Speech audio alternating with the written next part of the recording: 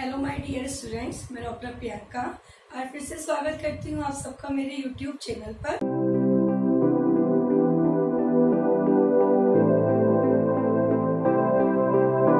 Dear students, मैं आपको पहले ही एनाटॉमी बॉडी स्ट्रक्चर के बारे में बता चुकी हूँ और अपने रेस्पिरेटरी सिस्टम जो हमने स्टार्ट किया था उसको एक्सप्लेन कर चुकी हूँ। मैं आपको एक्सप्लेन कर चुकी हूँ कि लंग्स, ट्रैकिया, आपकी एल्विलाइज के बारे में सब कुछ एक्सप्लेन कर चुकी हूँ पहले ही। अब ये लास्ट पार्ट है रेस्पिरेटरी सिस्टम का। इसमें मैं आपको एक्सप्लेन करूँगी रेस्पिरेशन के टाइप्स के बारे में। हमारी लंग्स की इम्पॉर्टेंट लेयर वो है हमारी प्लूरा, इनको एक्सप्लेन करूँगी मैं आपको। चलिए फ्रेंड्स, अब स्टार्ट करते हैं। सबसे पहले व्हाट इज अ रेस्पिरेशन। अब जो रेस्पिरेशन होता है हमारा वो 2 टाइप का होता है। सबसे पहले आपका फर्स्ट रेस्पिरेशन होता है एक्सटर्नल और दूसरा टाइप होता है हमारा इंटरनल।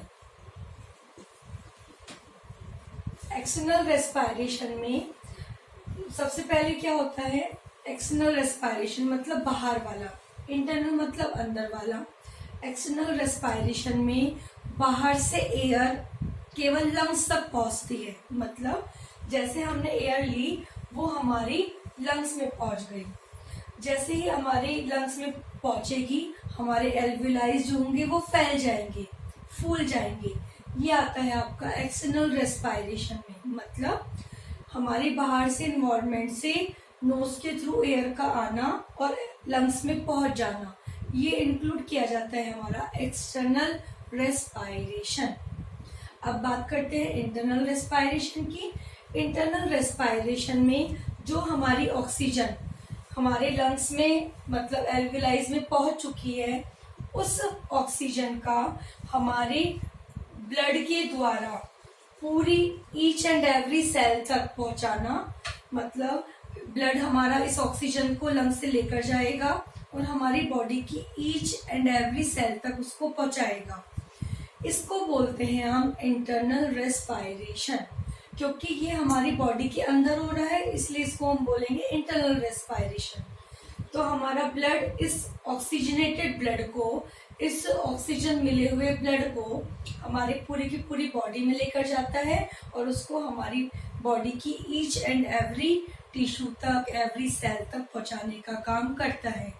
ये जो प्रोसेस होता है वो होता है by the help of diffusion.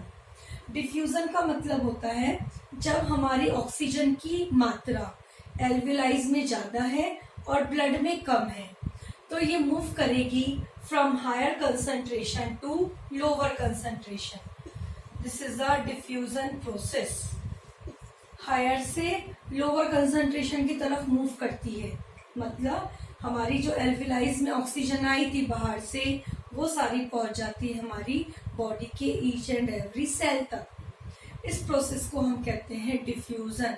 अब इसी प्रकार से जब हमारी ईच एंड एवरी सेल हमारी ऑक्सीजन को यूज कर लेगी तो वो रिलीज करेगी कार्बन डाइऑक्साइड, क्योंकि हमें पता है कि हमारी बॉडी का each and every process oxygen पे टिका हुआ है।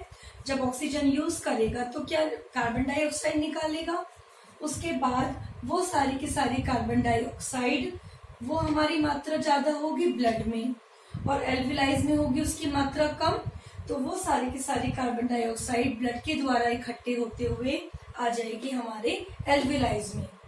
क्योंकि बाय द हेल्प ऑफ वही डिफ्यूजन प्रोसेस, क्योंकि कार्बन डाइऑक्साइड भी मूव करेगी, ब्लड में इसकी मात्रा हायर है और एल्विलाइज में उसकी मात्रा कम है, तो वो मूव कर गई from higher concentration to lower concentration और इसके द्वारा ये हमारी बॉडी से बाहर निकालती जाती है।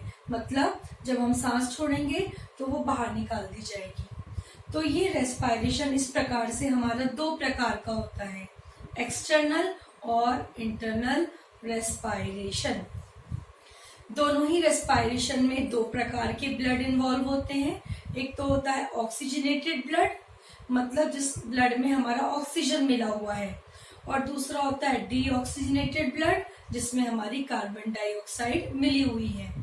ये दोनों ही प्रोसेस हमारे एक प्रोसेस को इन्वॉल्व करते हैं, वो है हमारा डिफ्यूजन प्रोसेस। तो ये कंप्लीट होता है आपका रेस्पायरेशन के टाइप्स। अब मैं आपसे बात करूंगी नेक्स्ट टॉपिक के बारे में, उसे हम कहते हैं प्लूरा। हमारी बॉडी का ईच एंड एवरी ऑर्गन एक लेयर के द्वारा, एक परत के द्वारा ढका हुआ है। इसी तरीके से हमारे लंग्स की कवरिंग को हम कहते हैं प्लूरा। प्लूरा एक आउटर कवरिंग है हमारे लंग्स की, जो दोनों लंग्स को कवर करने का काम करती है। तो सबसे पहले हो गई हमारी जो प्लूरा होती है हमारी, वो दो टाइप की होती है। एक होती है आउटर प्लूरा और एक होती है इनर प्लूरा। आउटर प्लूरा मतलब लंग्स को बाहर से कवर करने का काम करेगी, और दूसरी हो गई इनर प्लूरा, जो हमारी लंग्स से पूरी तरीके से चिपकी हुई होती है।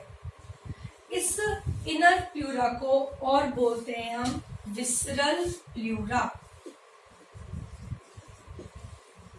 इसे हम कहते हैं विसरल प्लूरा।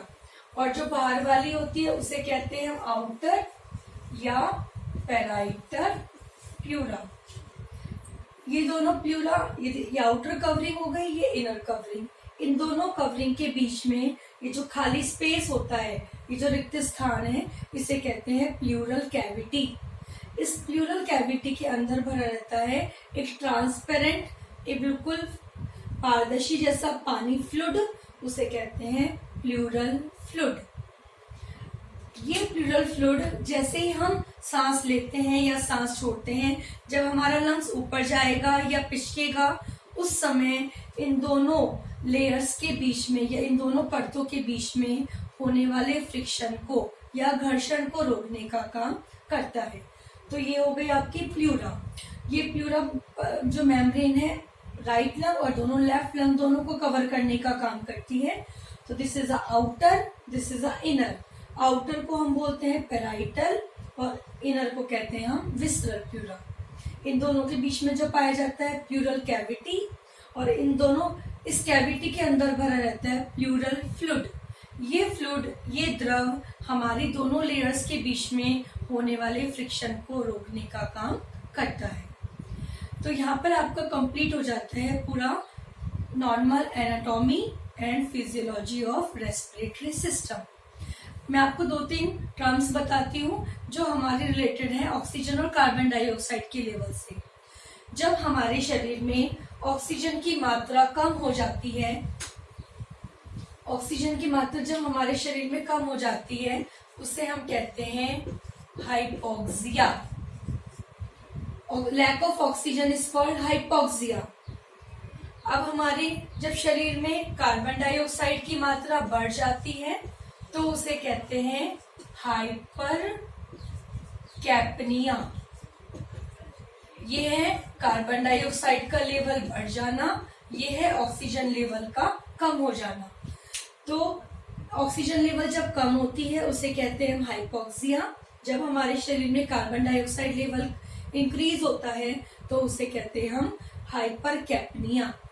इन दोनों ही कंडीशन में हमारे ब्रेन के जो ब्रेन है, हमारा जो नर्वस सिस्टम है, वो एक्टिवेटेड होता है और हमारे लंग्स को नॉर्मल करने का काम करता है। मतलब जब तक हमारी बॉडी का each and every part brain के द्वारा कंट्रोल्ड है, तो हमारा ब्रेन किसी भी कंडीशन में उसको कम या ज्यादा करने की क्षमता रखता है। जैसे हमारे शरीर में ऑक्सीजन लेवल कम होता है तो हमारे इम्पल्स जो एक तरीके से तरंगे जाती हैं ब्रेन के पास, तो वो सिग्नल भेजता है कि हमारे शरीर में ऑक्सीजन की मात्रा कम है, तो हम तेज से सांस लेने लग जाते हैं।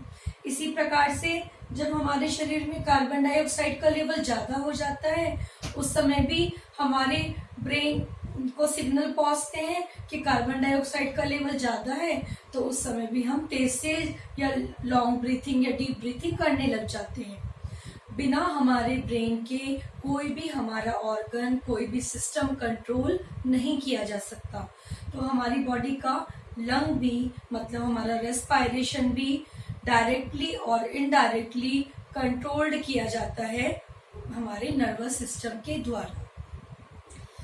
यहाँ पर ये आपका कंप्लीट हो जाता है आपका पूरा रेस्पिरेटरी सिस्टम। इस रेस्पिरेटरी सिस्टम का मैंने आपको टोटल बताया है कि क्या इसकी एनाटॉमी है, क्या इसकी फिजियोलॉजी है, कौन कौन से इसमें ऑर्गन पाए जाते हैं और वो कैसे कैसे काम करते हैं। डियर स्टूडेंट्स, अगर आपको मेरा वीडियो पसंद आया हो तो प्लीज़ सब्सक्राइब जरूर करें और लाइक और शेयर करें। Thank you.